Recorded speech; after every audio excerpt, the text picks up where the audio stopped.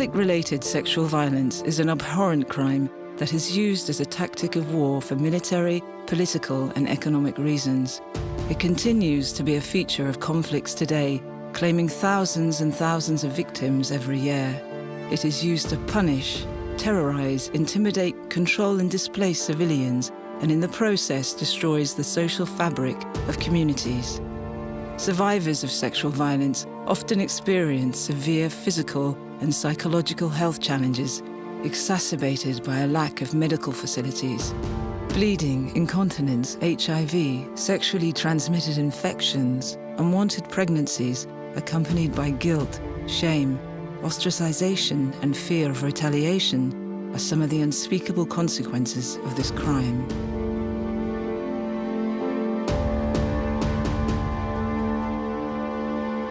Because conflict-related sexual violence is one of the worst global protection challenges due to its scale, prevalence, and profound impact, the Security Council adopted Resolution 1820 in 2008, which recognized that the deliberate use of sexual violence as a tactic of war exacerbates armed conflict and hinders post-conflict reconstruction and reconciliation. Sexual violence affects women, girls, men, and boys. However, women and girls are disproportionately affected. Gender discrimination prior to the conflict, with the collapse of rule of law, increases the risks faced by women and girls in conflict. The invisible nature of this crime increases its power, while social and cultural norms further alienates its victims, destroying families and communities. As the Special Representative of the Secretary General on Sexual Violence in Conflict, I have been working to ensure that adequate recognition is given to rape as a crime, that all perpetrators, irrespective of their ranks and status, are held accountable, that victims receive proper medical and psychosocial support, that women are empowered economically and politically to lift the veil of vulnerability, and that national authorities provide the leadership and take ownership over the effort aimed at addressing conflict-related sexual violence in general, and rape in particular. Only recently has this crime received attention as a peace and security issue, which requires an operational security response. What happened in 2008, in May, we clearly heard from peacekeepers themselves that they didn't want to be bystanders to this atrocity. They wanted to be operationally ready and prepared to confront sexual violence as part of the changing face of war, as part of a core protection of civilians mandate. So that conference actually laid the foundations for a breakthrough resolution in the Security Council in May 2008, Resolution 1820, which recognized sexual violence as a tactic of war and an impediment to peace building.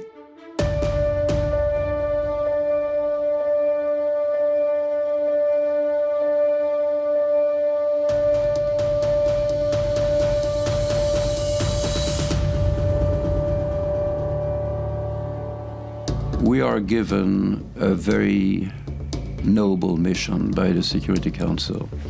It is to save the people, to help them live under better conditions. It is to give them back a sense of hope. And of course, human rights, protection from violence, protection from sexual violence for the women and children who so often are the first targets, the first victims of the violence, is something that takes the highest priority. Well, I would be tempted, to give several examples which come from the Democratic Republic of Congo. MONUSCO, in a way, has been one of the laboratories of a number of new tools that we are using in this respect. One of the most visible and most symbolic has been, for instance, the use of surveillance drones, now for almost 2 years.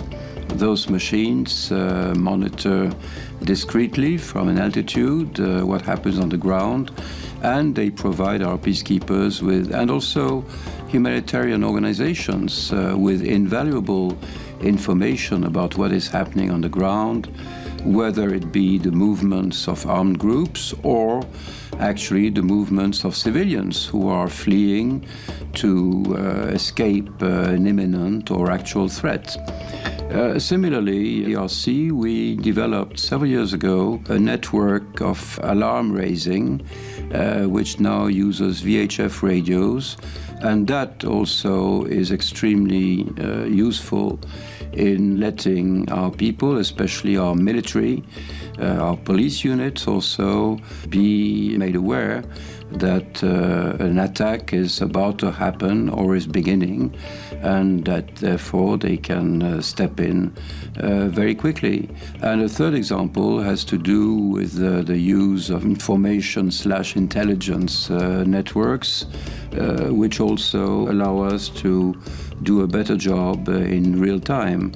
And of course, it is for the leadership of the mission to make sure that at every level of the mission, everybody is aware, is informed, is trained, and is committed to step in the minute something is about to happen, whenever it's possible.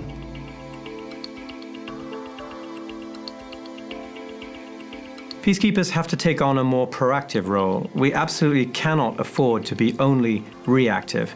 And threat analysis, as part of a protection of civilians strategy, entails identifying and understanding early warning indicators, such as disappearances, political rhetoric, house raid and searches, detention at camps and checkpoints, or proximity of armed groups to civilian centers, changes in mobility patterns, in particular of women and girls, and social dislocation.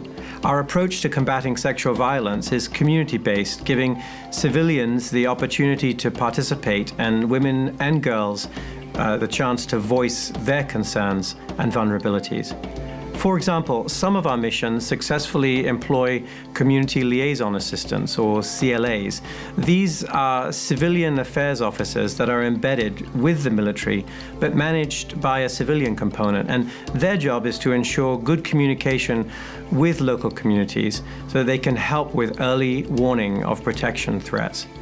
These staff are one of many approaches that missions use to make sure that they understand the needs and priorities of communities that they are there to support. At the heart of conflict-related sexual violence lies gender inequality and discrimination.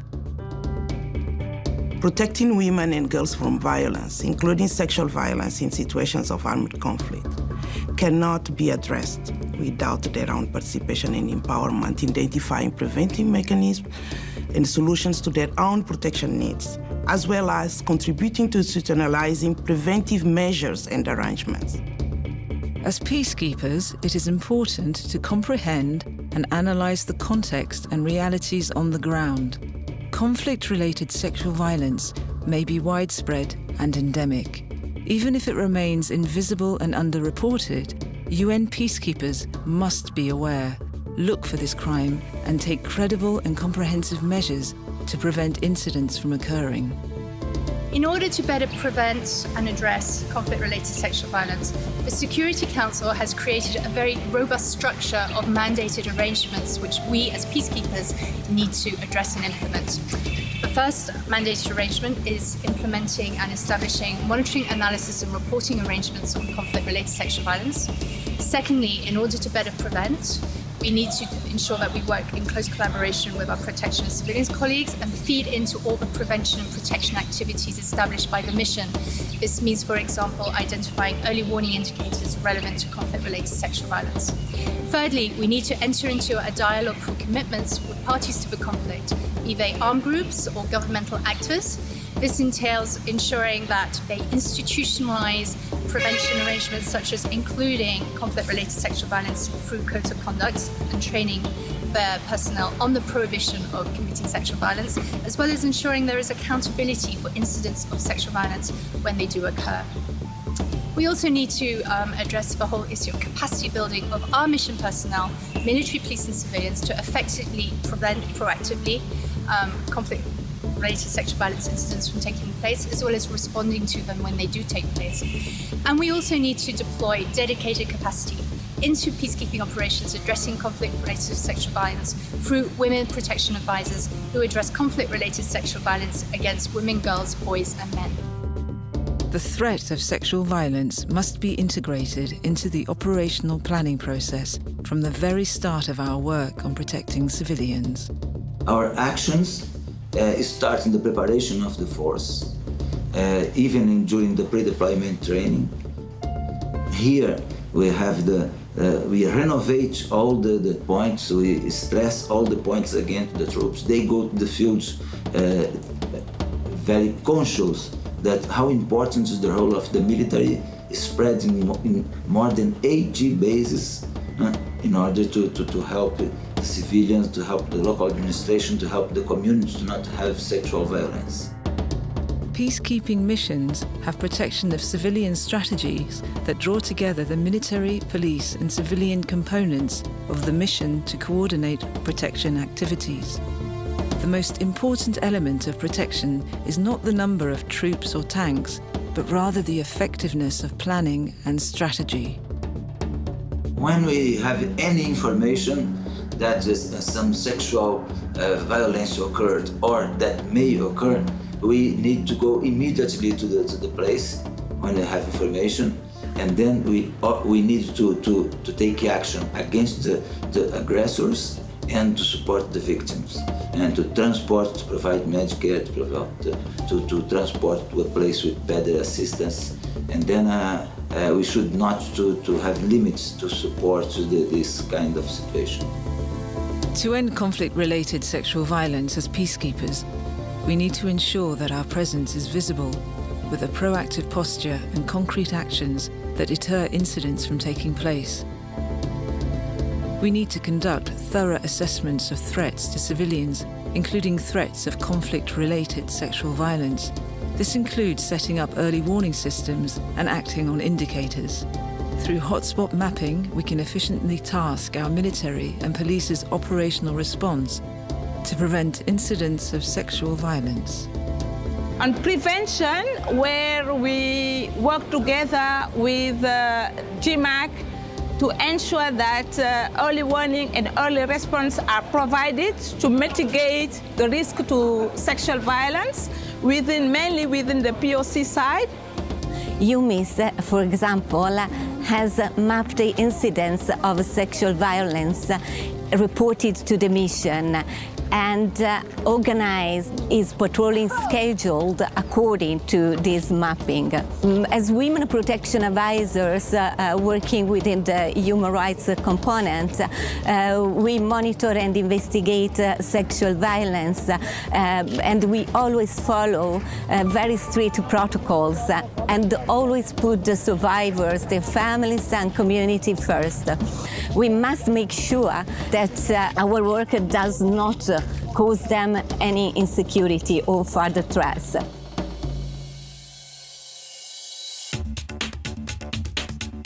Few perpetrators have been tried for crimes of sexual violence before international and regional tribunals. To end the crime of sexual violence, we must fight for justice. Perpetrators must be brought to justice, but this can only happen through advocacy and leverage at the political level. Support for police, justice, and corrections capacity building is critical to reestablishing a basic, functioning criminal justice chain. And this has to be done from day one of any UN intervention, and this is primarily a national responsibility. Also, without the rule of law in place, perpetrators cannot be held accountable for their actions in national courts of law. The mandate of UN Police is diverse, varying from mission to mission. One of its main functions is to take on an advisory and mentorship role with host state police and other law enforcement entities to support the development of an accountable and professional police service. Protection of civilians, including from sexual and gender-based violence, is a core duty of police peacekeepers. Here in MINUSCA, in CAR, we are working together with the national security forces, national police, the national gendarmerie, in order to help them to provide a better service to better protect the communities. We're doing it directly in operational support to the communities and to the police, and also in terms of enhancing the capacities, the capacity building in the area of sexual gender-based violence. Every day, victims of sexual and gender-based violence, including rape, are unable to report cases for investigation and follow up because there is no space for confidentiality.